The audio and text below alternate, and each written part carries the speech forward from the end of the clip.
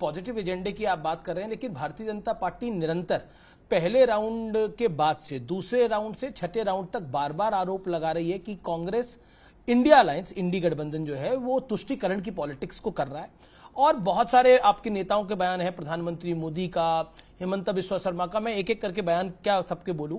लेकिन क्या आपको लगता है कि इस चुनाव को आप विकास से तुष्टीकरण की तरफ ले गए? और बीजेपी ने आरोप लगाया कि कांग्रेस, आपने खुद बोला अपनी एक बाइट में कि कांग्रेस का जो घोषणा पत्र है उसमें मुस्लिम लीग की छाप है। देखिए, ये बात सच्चाई है। सबसे पहली बात कि मोदी जी ने इस देश की सेवा बतौर प्रधानमंत्री 10 साल, और 10 साल में उन्होंने गांव, गरीब, वंचित, पीड़ित, शोषित, दलित, युवा, किसान, महिला सबकी चिंता की।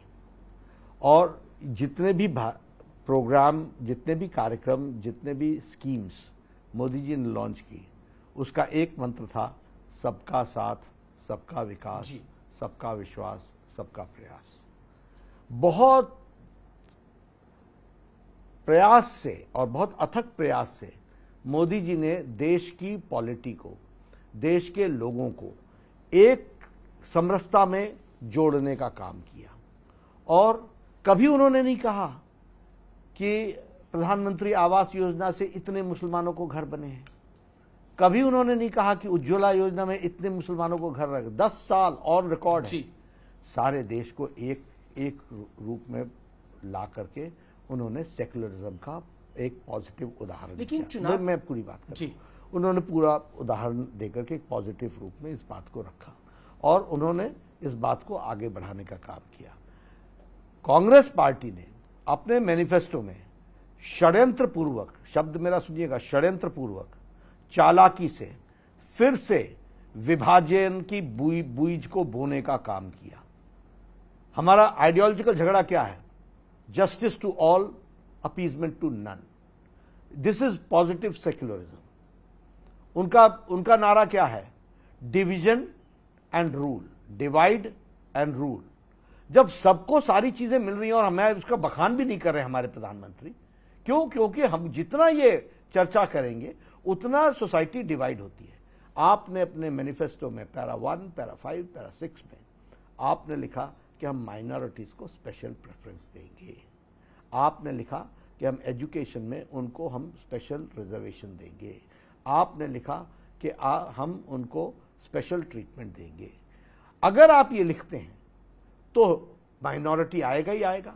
क्यों? क्योंकि जब हम कह रहे हैं कि देश को एक नजर से देखो, जस्टिस टू ऑल, सबको, ये तुम अलग अलग देखने का काम क्यों करते हो? लेकिन तुमने किया। फिर मोदी जी को याद दिलाना पड़ा कि ये वो लोग हैं जिनका विशेष डिजाइन है कि इस देश के संसाधनों पर पहला हक मुस्लिम का है। मैं नहीं कह रहा हूं, डॉक्टर मनमोहन सिंह ने कहा, एक बार नहीं कहा, 2 बार कहा है। लेकिन एक मिनट सुनिए जी। और राहुल गांधी ने अपने भाषण में कहा कि माइनॉरिटीज को हम रिजर्वेशन देंगे 2012 में। तो वो कह रहे 2012 में एक बात हुई थी, उसको 12 साल बाद पिक कर लिया गया। प्रधानमंत्री मोदी ने उसका जिक्र किया, हमारे चैनल ने भी उस बाइट को दिखाया। लेकिन मेरा फिर प्रश्न वही है कि मुस्लिम आरक्षण की बात कांग्रेस कह रही है कि हम मुस्लिम आरक्षण नहीं कर रहे, लेकिन हम पे थोपा जा रहा है। ये बीजेपी आरोप लगा रही है। थोपा नहीं जा रहा है। What do you mean? जब सबको रिजर्वेशन अकॉर्डिंग टू सामाजिक आधार पर होता है, अमीश जी, मैं आपसे पूछना चाहता हूं, जब बाबा साहब अंबेडकर ने संविधान समिति के सामने और कॉन्स्टिट्यूएंट असेंबली के सामने जब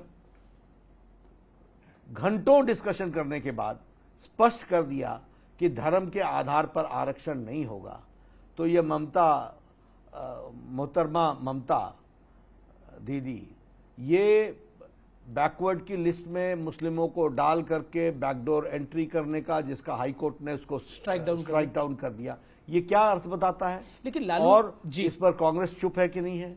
तो कांग्रेस की सरकार ने आंध्र प्रदेश में 4 बार बैकवर्ड के हिस्से को, दलितों के हिस्से को मारने का काम किया कि नहीं किया? कर्नाटक में बैकवर्ड का हिस्सा मारने का काम किया कि नहीं किया? और सिद्धारमैया छाती ठोक के बोलता है कि ये हम करेंगे। यानी तुम संविधान के खिलाफ काम करो और हम बोले तो बात, आप फैक्चुअल बात कह रहे हैं, मैं इस बात से एग्री करता हूं कि ये सब कुछ हुआ।